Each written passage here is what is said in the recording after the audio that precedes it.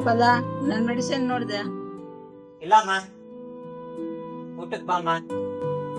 ಎಷ್ಟ್ ಸತಿ ಹೇಳಿದ್ದೀನಿ ಅಮ್ಮ, ಮೆಡಿಸಿನ್ಸ್ ತಗೋಬೇಕು, ಊಟಕ್ ಟೈಮ್ ಆಯ್ತು, ಬೇಗನೆ ರೆಡಿ ಮಾಡು ಅಂತ. 10 ಗಂಟೆ ಆಗಿದೆ. ನೋಡ್ರಿ, 3 ಹೊತ್ತು ನಿಮ್ಮ ಅಮ್ಮನ್ ಸೇವೆ ಮಾಡ್ಕೊಂಡಿರಕ್ ಆಗಲ್ಲ.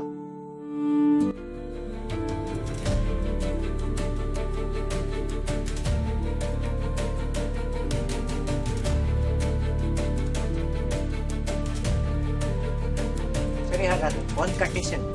ನೀವ್ ಆಶ್ರಮ ಸೇರ್ಸಾಗಿದ್ರೆ ಏನ್ ಬೇಕಾ ಕಂಡೀಷನ್ ಒಪ್ಕೊಂತೀನಿ. ಓಕೆ, ಮೊದ್ಲು ನಿಮ್ಮ ಅಮ್ಮನ ಆಶ್ರಮಕ್ಕೆ ಸೇರ್ಸೋಣ 1 ತಿಂಗಳು.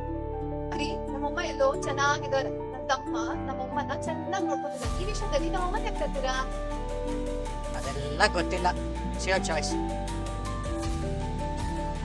ಓಕೆ, ಹೆಂಗೋ ಆ ಮುದುಕಿ ಮನೆಯಿಂದ ತೊಗ್ಗಿದ್ರೆ ಸಾಕಪ್ಪ.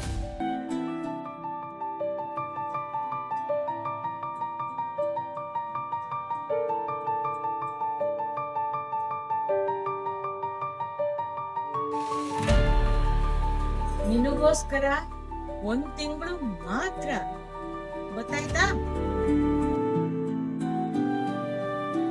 ಏನೋ ನಮ್ಮಮ್ಮ ಇಲ್ವಾ? ನೀವೆಲ್ಲ ಇದೇನ್ ಮಾಡ್ತಾ ಇದ್ದೀರಾ?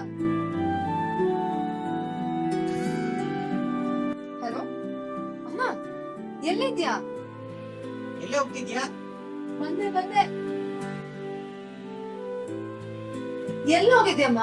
ಆಶ್ರಮದಾಗ ಬೈತಾ ಇದ್ದಾರೆ. ಟೈಮ್ಗೆ ಊಟ ತಿಂಡಿ ಇದ್ರೆ ಸಾಕ? ಮನ್ಸಿಗೆ ನೆಮ್ಮದಿ ಬೇಡ್ವಾ?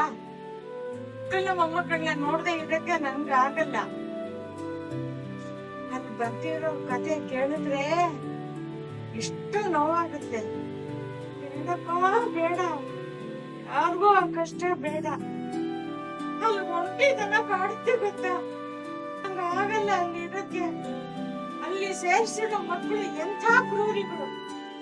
ಸಾರಿ ಕಣೆ, ವೆರಿ ಸಾರಿ, ನನಗಾಗಲ್ಲ.